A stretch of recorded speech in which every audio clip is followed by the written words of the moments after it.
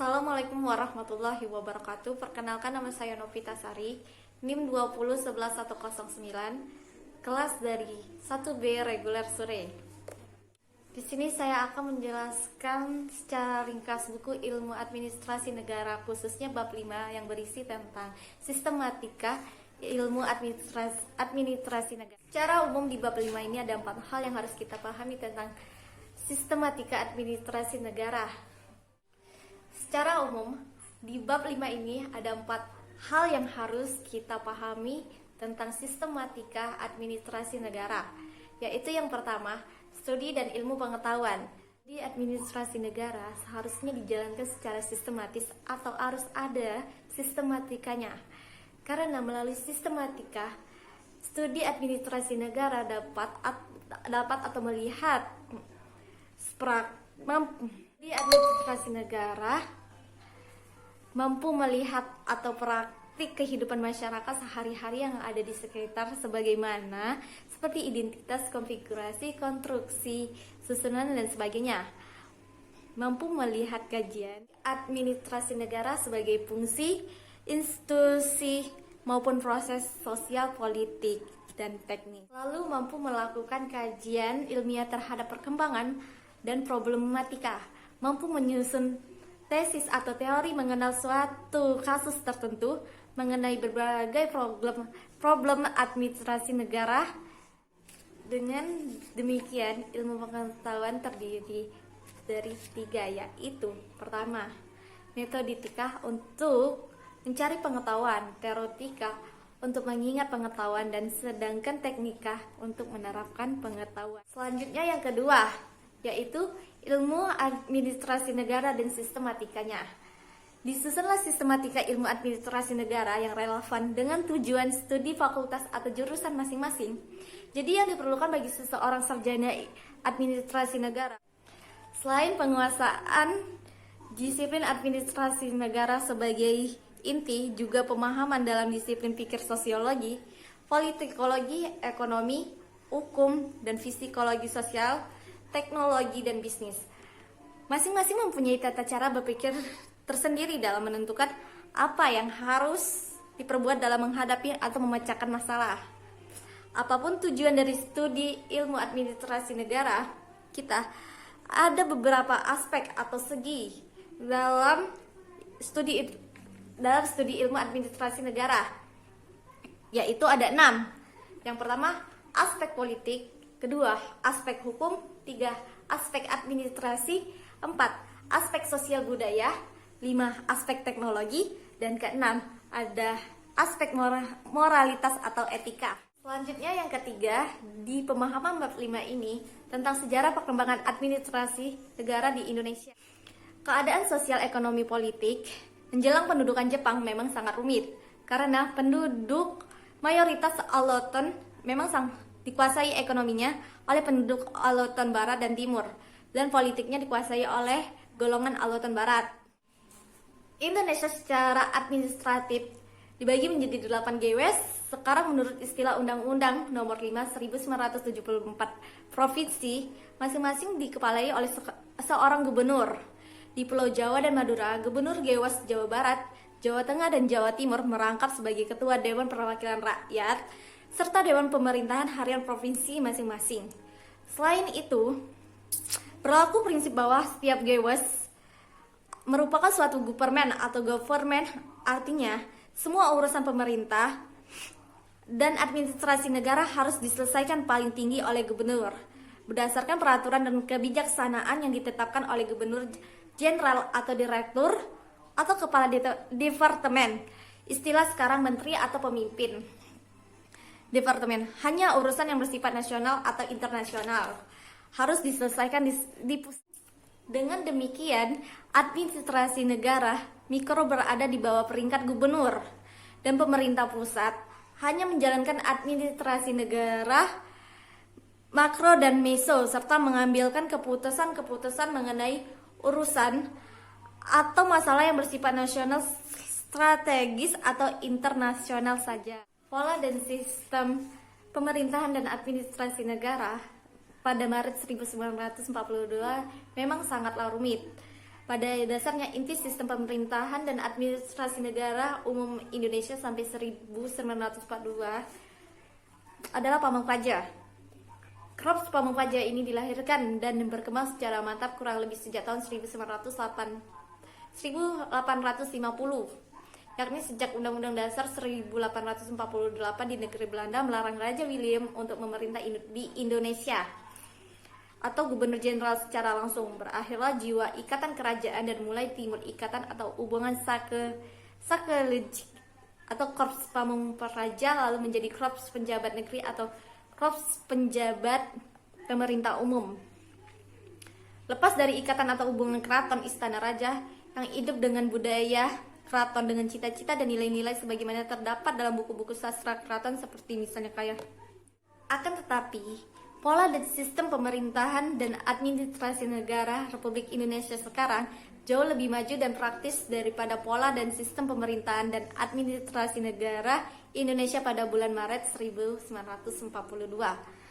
Hanya yang perlu didaya upayakan sekarang adalah agar sistem remunerasinya atau pergajian, tunjangan jaminan hari tua dan sebagainya bisa sesuai dengan kebutuhan zaman dan standar internasional, serta peningkatan profesionalitas yang setinggi-tingginya. Dalam pengertian profesionalitas termasuk pertama, etos kerja yang tinggi atau moral, etik dan semangat kerja.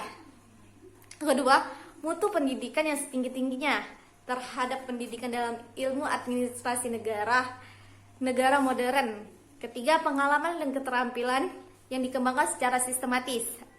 4. Menggunakan peralatan atau equipment yang modern efektif. Yang terakhir atau yang keempat di pemahaman bab 5 ini yaitu tentang organisasi pemerintahan dan administrasi negara di Republik Indonesia.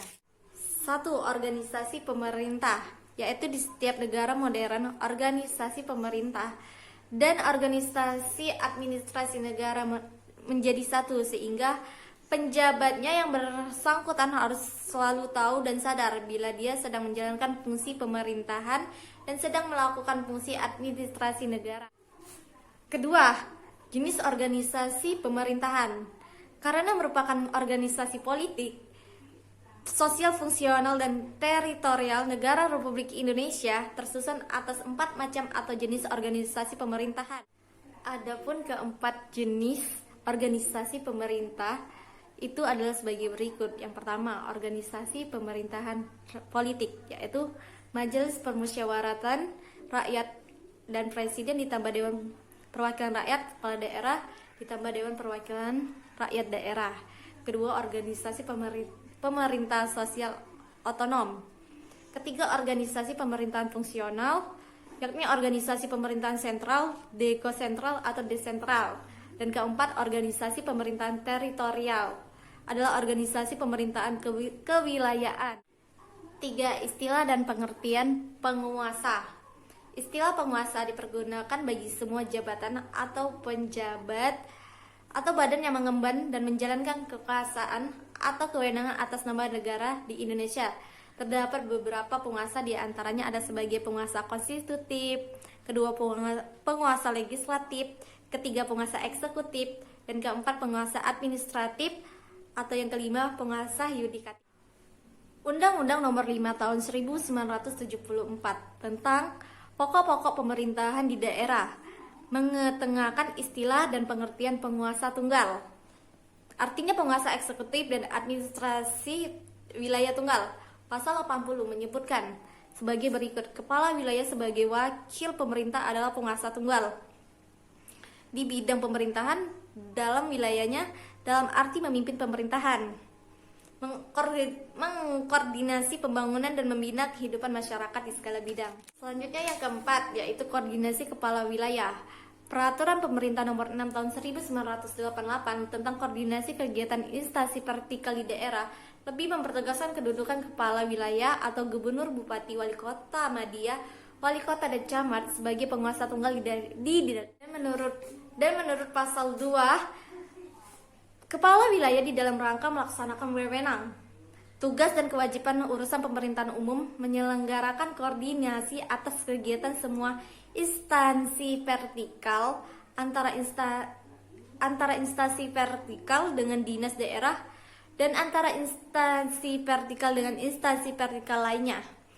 Instansi vertikal adalah perangkat dan departemen atau lembaga pemerintahan non-departemen yang mempunyai lingkungan kerja yang di wilayah. Kelima, Pamong Praja. Kepala wilayah adalah penjabat Pamong Praja, yakni gubernur atau kepala wilayah provinsi, bupati atau kepala wilayah kabupaten, camat atau kepala wilayah kecamatan. Ada pendapat bahwa wali kota Madia atau kepala wilayah kota Madia dan wali kota atau kepala wilayah kota administratif juga merupakan penjabat Pamong Praja. Hal ini dapat dibenarkan berdasarkan Undang-Undang Nomor 5 tahun 1974. Menurut sejarah, dalam kategori pejabat Pamong Praja tidak termasuk mereka yang hanya menjadi kepala wilayah urban atau perkotaan. Dari segi keanekaragaman fungsi-fungsi, camat adalah jabatan yang paling berat karena camat kepala kecamatan. 6, yaitu tingkatan pemerintah. Selain adanya jenis-jenis organisasi pemerintahan sebagaimana diuraikan sebelumnya, di Indonesia terdapat 5 lapis atau tingkatan pemerintahan sentral, yakni sebagai berikut. Yaitu yang pertama pemerintahan negara, kedua pemerintahan pusat, ketiga yaitu pemerintahan provinsi regional, dan keempat pemerintahan kabupaten atau kota madya, dan kelima pemerintahan kecamatan atau kota administratif. Dan yang terakhir, 7, lingkungan pemerintahan. Setiap organisasi dan bergerak di dalam suatu lingkungan atau environment atau observing. Demikian pula dengan organisasi pemerintah. Lingkungan pemerintah terdiri atas 4, yaitu lingkungan geografis atau alam fisik asli dan buatan manusia. Kedua, lingkungan demografis atau penduduk seperti populasi menurut susunan. Ketiga, lingkungan kebudayaan dan masyarakat. Keempat adalah lingkungan politik, masyarakat, partai atau golongan politik. Sekian penjelasan bab 5 dari saya. Secara ringkas, saya harap dapat dimengerti. Sekian saya ucapkan terima kasih banyak. Wassalamualaikum warahmatullahi wabarakatuh.